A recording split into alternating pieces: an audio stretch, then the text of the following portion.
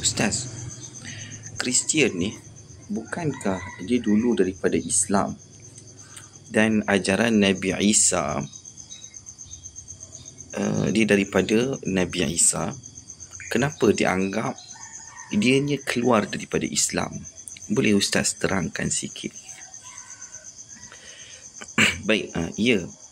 Asal ajaran Kristian adalah daripada Nabi Isa AS, daripada ajaran Nabi Isa AS yang datang daripada Allah. Tetapi Kristian hari ini bukan lagi ajaran Nabi Isa AS yang sebenar. Sebab itu mereka ini tidak dianggap sebagai Islam, malah dikira keluar daripada ajaran Tauhid. Nabi Isa sebenarnya bukan Kristian. Dia adalah Nabi dan Rasul Allah, diutuskan kepada Bani Israel. Dia membawa ajaran Tauhid, iaitu menyembah Allah yang satu. Firman Allah Subhanahu wa taala, "Inna ad-dina 'indallahil Islam." Surah Ali Imran ayat 11. Maksudnya sesungguhnya agama di sisi Allah hanyalah Islam. Semua Nabi membawa Islam, termasuk Nabi Isa AS. Apa maksud Islam? Maksud Islam di sini adalah tunduk dan patuh kepada Allah. Maka pengikut Nabi Musa AS Islam pada zamannya. Pengikut Nabi Isa AS Islam pada zamannya. Pengikut Nabi Muhammad SAW Islam hingga akhir zaman.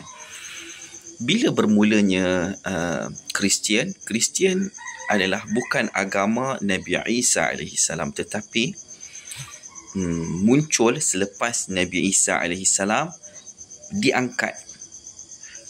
Berlaku perubahan besar dalam akidah. Nabi Isa dijadikan Tuhan selepas Nabi Isa diangkat, dan anak Tuhan.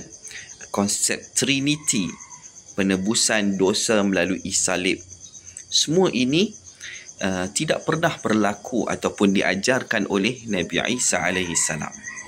Punca mereka ini dianggap keluar daripada Islam adalah, antara kesalahan utamanya adalah syirik, menyekutukan Allah, menjadikan Nabi Isa AS sebagai Tuhan, menolak Nabi Muhammad SAW sebagai Rasul yang terakhir. Firman Allah Subhanahu wa ta'ala, "Laqad kafara alladhina qalu inna Allaha huwal Masih ibnu Maryam."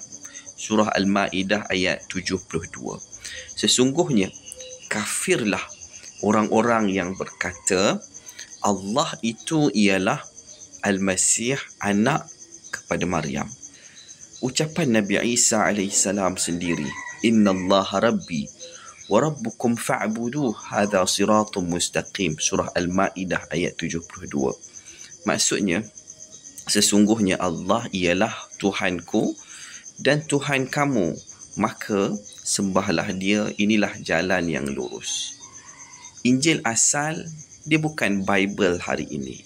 Injil wahyu yang Allah turunkan kepada Nabi Isa. Bible hari ini adalah ditulis oleh manusia.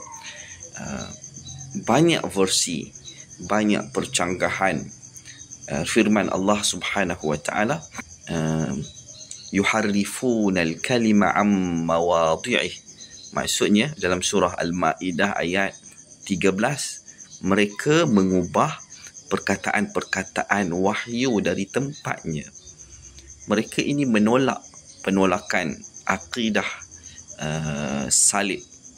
Firman Allah Subhanahu wa ta'ala, "Wa ma qataluhu wa ma salabuhu walakin syubbiha lahum." Surah An-Nisa ayat 157. Mereka tidak membunuhnya, tidak menyalibnya, tetapi diserupakan bagi mereka. Jadi secara kesimpulannya, Nabi Isa adalah Nabi Islam. Pengikut Nabi Isa AS asal adalah Islam. Kristian hari ini adalah ajaran yang telah diselewengkan. Sebab itu tidak dianggap sebagai Islam.